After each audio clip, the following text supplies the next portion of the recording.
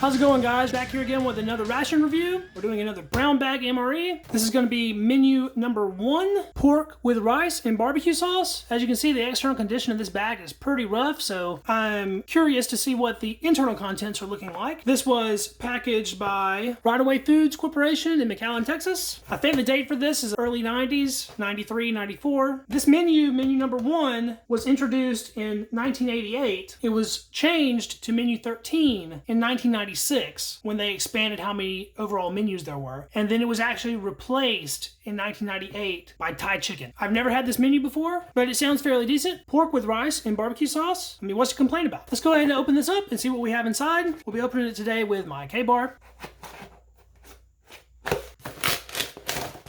All right, we have an applesauce, 4.5 ounces, packed by Right Away Foods. Date of packing on that is the 326th day of 1993. This is loose in the package all by itself. Sugar-free diet soft drink mix, fruit punch. This sounds absolutely disgusting. It still feels like there's powder in it, but not very much. That was packaged on the 259th day of 1993. I don't recall ever seeing one of these before. It makes 8 ounces, artificially sweetened. This looks really weird and like really retro. The pack is a little bit discolored looking. It only has 4 calories. Citric acid, aspartame's like the number 2 ingredient. It's all fake stuff. It's full of like everything fake. Well, I'm very curious to be trying this one out. We have our accessory pack, our retro little bottle of Tabasco, which actually doesn't look very evaporated. It is discolored. Emery spoon, apple jelly, a 1 ounce pack of that's delaminating a little bit. It doesn't look like it's in the best shape ever. That is packaged by Thermopack in Stone Mountain, Georgia. This is completely unlabeled, but just on feel alone and seeing that B1, that's making me think that these are Tootsie Rolls.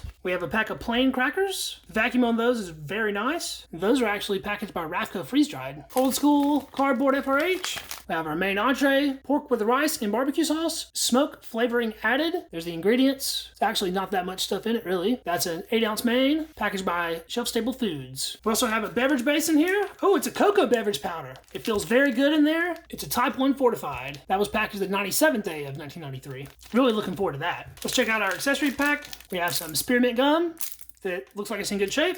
Sugar bag, the dark brown pack of Taster's Choice. Cream substitute, dry, non-dairy. Light green matches with a pinkish tip. Iodized salt, Lighthouse toilet paper ration, and a wet nap. Let's go ahead and get this main into the FRH. There's the pouch. It looks like it's in good shape. For being a rice dish, it actually feels pretty loose in there. Usually the rice is just a solid puck. There's the text on it, pork with rice and barbecue sauce. The 210th day of 1993.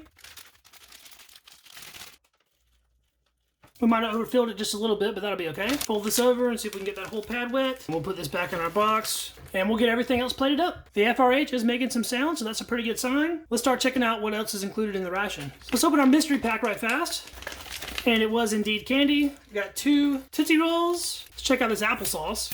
326th day of 1993. Being very careful to open this because I don't want to spray it all over the place just in case it is going bad. It is dark. It actually still smells fine. Doesn't have any kind of boozy alcohol smell or anything. Pour this out and see what it's looking like on the tray.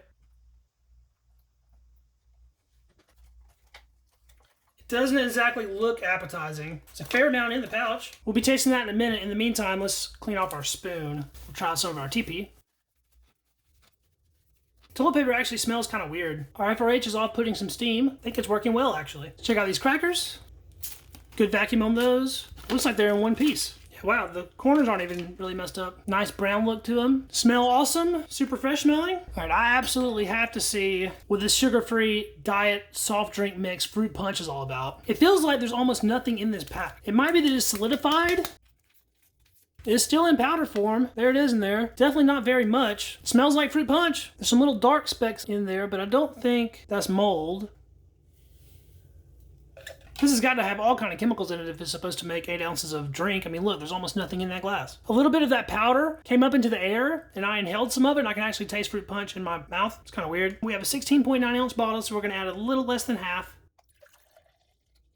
That's about 8 ounces. Look at the floaties in it. All those specks of weird. They have little tails coming off of them like little comets as they're dissolving. It's not going to come through in the camera, but they look like tadpoles swimming around. It's very disturbing. All right, let's stir this up. Even after a substantial amount of stirring, I still see some of those little dark specks in there, but most of them did go away. I have to go ahead and taste this right now. I can't wait. Being a soft drink, I don't know if this is supposed to taste like it's carbonated or something. It most definitely does not. It essentially tastes like MRE fruit punch, which isn't a bad flavor, except for it tastes a little bit more artificial sweetened than the regular fruit punch does. It's actually not bad at all. Pretty surprised by that. While we're making drinks, let's check out our cocoa beverage powder. It's nice and loose. Smells a little funny. Let's taste some of this by itself. Tastes fine. A lot of powder in there. Cocoa beverage powder can be mixed hot or cold. We're going to go with hot water. I've already pre-measured out the water for both the coffee and this, so we're going to use about half this water. It calls for 6 ounces. A lot of powder for the amount of liquid that's in it, so it's probably going to require quite a bit of stirring. From what I've heard, 2020 would be the last year of cocoa beverage powder, and then it's going to be removed from US MREs. I'm sure it'll make a comeback at some point, though. It's about the longest lasting item in rations besides maybe crackers. That actually dissolved very nice. Let's take a look at this Taster's Choice. I don't think this one made it. Nope. Completely dry molded. Absolutely disgusting. I do not want to breathe that in or get that anywhere close to my other food. Got pretty lucky on my Taster's Choice recently, but this one did not make it. I really wanted to have a mochaccino, but I'm not going to be able to now. That's unfortunate, but it happens. Let's look at some of this apple jelly. Give it a quick knead. Well, it's kind of dark. Put this straight onto the spoon to check it out first. It is very dark. Look at that. It doesn't even look like jelly anymore. It's just syrup at this point. Smell that. Doesn't have any off smells. I'm going to taste it. We'll see what it tastes like. Tastes all right. It's got a little bit of a mouth-warming feel, which is kind of concerning, but it still tastes like apple jelly. It doesn't taste alcohol-y either, so I don't think it's fermented any. Let's put some on the cracker. It'll probably start bleeding through because there's a lot of liquid in it. It's not pretty, but I think it's still edible. Let's take a bite of this. Yeah, it's good. The cracker's awesome. Take another bite of that. These crackers are really outstanding. People talk about the 1980s crackers being the best, and I haven't had those yet, but even these early 90s crackers are way better than what we're getting in the modern MREs. Let's wash that down with a sip of our cocoa beverage powder. It's still extremely hot, so I gotta be careful. Smells all right. It's actually pretty luxurious tasting. Creamy, sweet, but not overly sweet. It's a little weird to be drinking it in the middle of the summer. This definitely seems like a winter drink to me. But that is far and away better than any coffee to me, period. I like that a lot. I think we've given the main enough time to heat up. It's not making sounds anymore. And it feels pretty warm, actually. This FRH has become very disgusting, though. It has managed to deposit sediment all over the outside of the pouch in really the most disgusting way possible. I don't even think I have enough toilet paper left to clean it all off, but I'm going to try. The old Flemish ration heaters heat better than the new ones, but the new ones are a lot cleaner than the old ones are. I don't know how harmful the contents of a Flemish ration heater is to ingest, but it does say do not eat on it, so I'm assuming you're not supposed to eat it. All right, so down towards the bottom, got pretty warm. Up towards the top, not so much, but that's about normal. The pouch itself feels like it's in good shape. It's not falling apart or anything. Let's open it up and see what we're working with on the inside. You can see the pouch is coming apart a little bit from the inside. There's a look at it. Smell that. Oh, it just smells like straight barbecue sauce. It looks like a thick chili or like a Mexican dish, but that's not what it smells like at all. You can smell some of that fake smoke. Not everything wanted to come out of there, so we're gonna have a hard time dealing with this. Look at this retort pouch just like coming apart. Now I got a nice window so I can see the inside. I don't want to waste any of its edible, so let's scrape the rest of this out.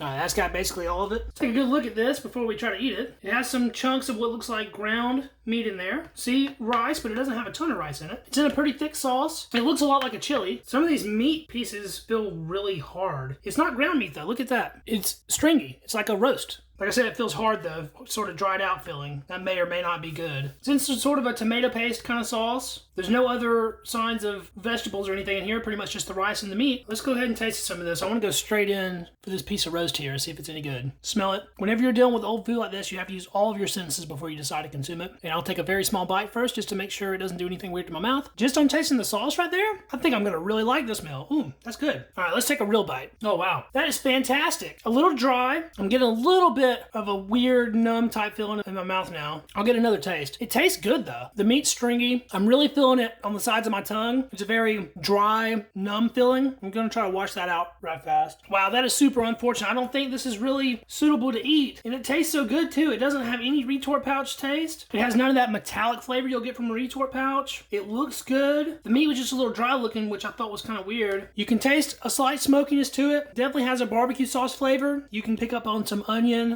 garlic powder, a sweet barbecue sauce, like a brown sugar, molasses type barbecue sauce. I really want to take one more bite, but I'm kind of afraid to. Just for the review's sake, I'm going to try another bite on a cracker. I'm afraid to eat too much of it, but we'll try this one bite here. It tastes really nice, but it's totally making my tongue numb, which means it's not safe to eat. Trust me, guys, I really want to just dig into this and devour it, but it's not worth it for me to get sick. This particularly sucks because if it was disgusting tasting and it was really bad and it was off, I wouldn't really care. This actually tastes good and I want to eat it, but I can't. Take another bite of this jam, see if I can get some of that numbness out of my mouth. All right, well, since we struck out of the main, the only thing left to try is the applesauce. Hopefully it's good. There's a nice up close and personal look at the applesauce. Gonna assess it too, get a good smell of it. My mouth is still very numb from the main. It smells good, tastes a little bit. Tastes really weird. It doesn't taste off or old or fermented. It tastes kind of watery though, which is odd. If you've ever let an apple sit out with the peel off like overnight and then tasted of it, that's kind of what this tastes like an oxidized apple. It's not bad though. It's retained a little bit of sweetness. It is pretty runny.